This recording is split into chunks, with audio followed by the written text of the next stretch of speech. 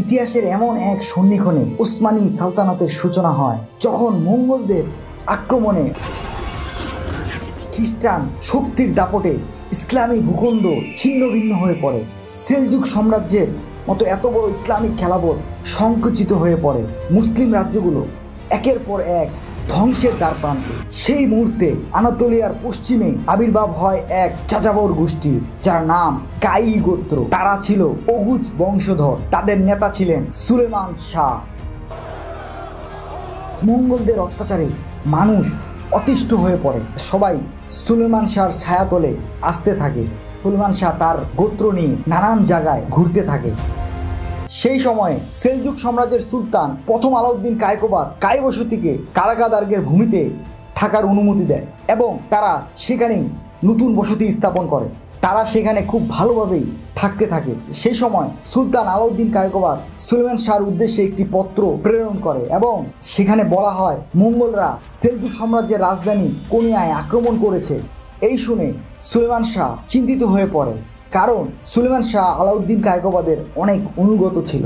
এরপর তিনি তার সাহসী পুত্র আর্তুগ্রুলকে ডেকে পাঠালেন। বললেন, বাবা, আমাদের সাম্রাজ্য ঝুঁকির মুখে, তুমি তোমার সৈন্যদল নিয়ে রওনা দাও কোনিয়া অভিমুখে। এই সেই আর্তুগ্রুল, যিনি ওসমানী সালতানাতের প্রথম বীজ, যার স্বপ্নকে লালন করেই দ্য গ্রেট অটোমান এম্পায়ারের উত্থান।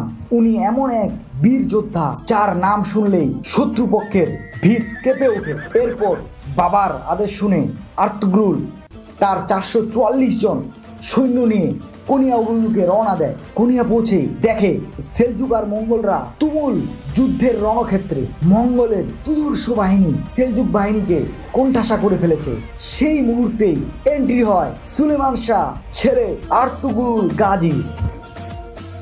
আর সেই সাথে মঙ্গল বাহিনী এমন এক বীরের সাথে যুদ্ধ করতে যাচ্ছিল যা তারা কখনো কল্পনাও করতে পারে না। আর্তুগ্রুল ও তার সৈন্য ঝাঁপিয়ে পড়ে মঙ্গল বাহিনীর উপর, পায় নতুন আশার আলো। আর সেই যুদ্ধে আর্তুগ্রুল এবং সেলজুক সৈন্যরা বীরত্বের সাথে যুদ্ধে জয়লাভ করে। আর সেই সাথে এক অভিনব সাফল্যে সুলতান আলাউদ্দিন কায়কোবাদ উল্লসিত হয়ে আর্তুগ্রুল গাজীর সাথে আলিঙ্গন করে এবং তিনি খুশি হয়ে পুরস্কার স্বরূপ কারাগাদাগের যে জায়গা তা তাদেরকে বরাদ্দ করে দেয়। আর এভাবেই আর্তুগ্রুল গাজীর নাম বীরত্ব চারিদিকে ছড়িয়ে পড়ে। আর এই সুনাম সুখ্যাতি সুলতান আলাউদ্দিনকে অনেক প্রভাবিত করে এবং তিনি সীমান্তবর্তী প্রধান বে হিসেবে আর্তুগ্রুলকে নিযুক্ত করেন। আর সেই সাথে ছোট্ট এক যাযাবর গোষ্ঠী থেকে উঠে এসে সেলজুক সাম্রাজ্যের প্রাণ ভোমরায় পরিণত হয়।